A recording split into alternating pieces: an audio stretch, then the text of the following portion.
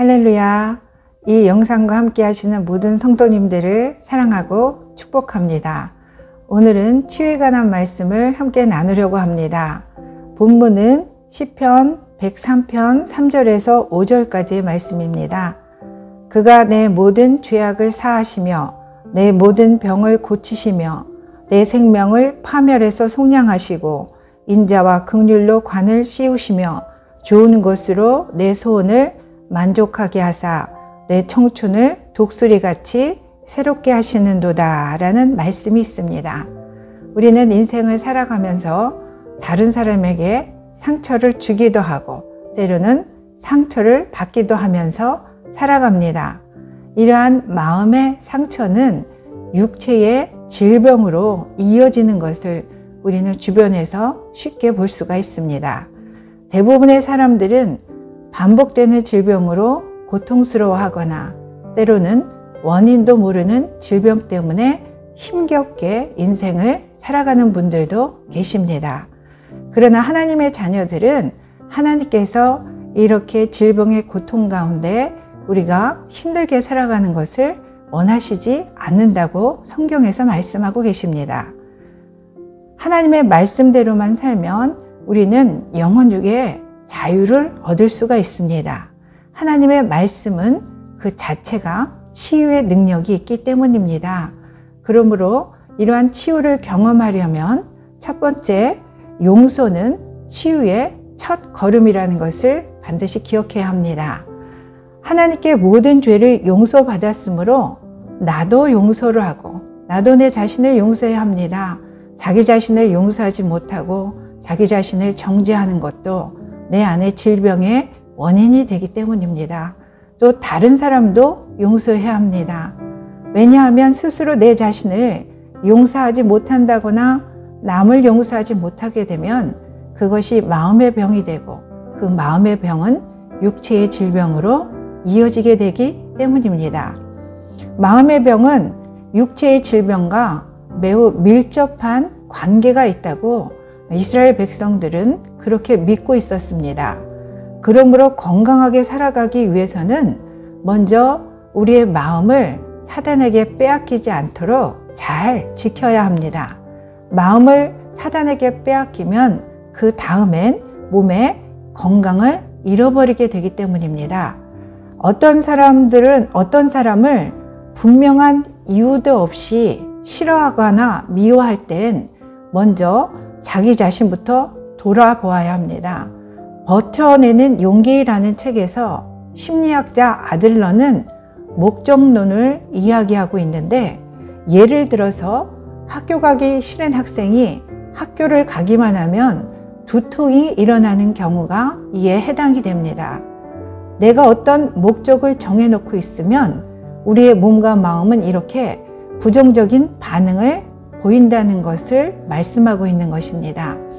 이처럼 내가 누군가를 용서하지 못하는 경우 아예 처음부터 상대방을 미워하기로 마음을 정해놓고 있기 때문에 별일이 아닌데도 무조건 그 사람이 꼴도 보기 싫어지는 경우가 이에 해당되겠지요.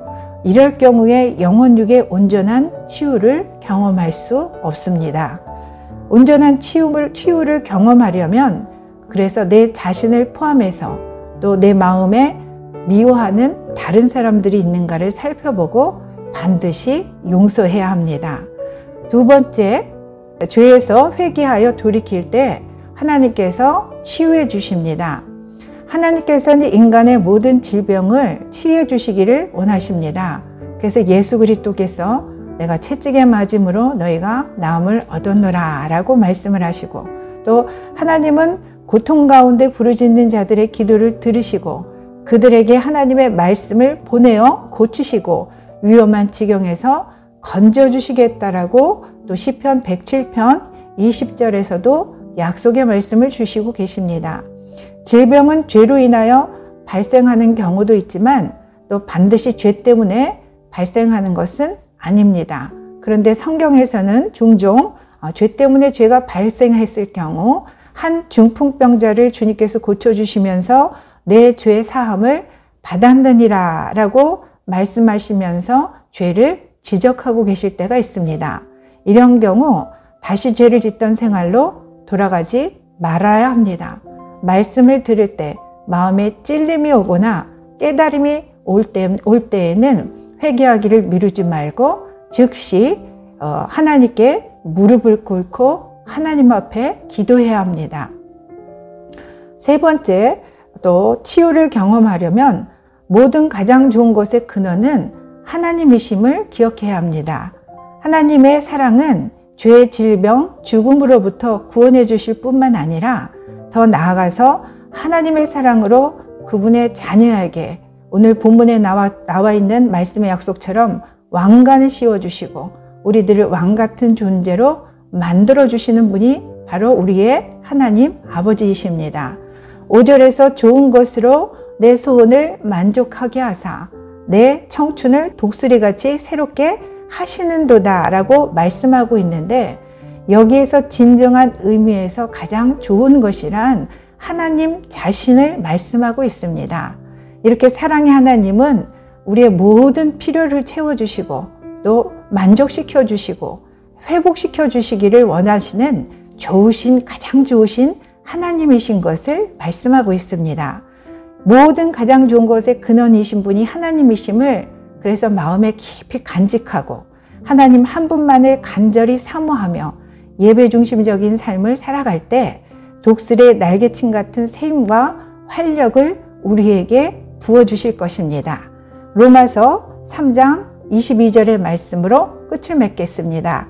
자기 아들을 아끼지 아니하시고 우리 모든 사람을 위하여 내어주신 이가 어찌 그 아들과 함께 모든 것을 우리에게 주시지 아니하겠느냐. 아멘. 이렇게 우리 하늘비전 성도님들은 말씀이신 예수님을 통하여 이와 같은 축복과 치유의 경험을 모두가 하시기를 예수님의 이름으로 간절히 축원드립니다. 기도하시겠습니다. 사랑의 주님, 주님께서는 이 땅에 우리를 구원하시기 위해서 물과 피를 십자가에서 다 쏟으시고 또 다 이루었다 말씀하신 것처럼 우리의 삶 가운데 영혼육의 모든 문제를 하나님 치유하시고 회복시켜 주시고 구원시켜 주시는 사랑의 하나님이신 것을 믿습니다. 육신의 질병뿐만 아니라 우리의 영혼의 질병까지도 치유해 주셔서 예수 그리스도 안에서 참 평안과 안식과 기쁨을 누릴 수 있는 복된 한날이 될 수 있도록 우리 성도님 한 분 한 분을 축복하여 주시옵소서. 존귀하신 예수님의 이름으로 간절히 기도드렸습니다. 아멘.